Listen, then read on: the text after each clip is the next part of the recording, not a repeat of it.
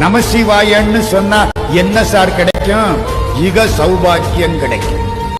குழந்தை குட்டி, கொண்டாட்டி, பதவி, பொன்னாட, புகழ், பாராட்டு எல்லாம் கிடைக்கும்.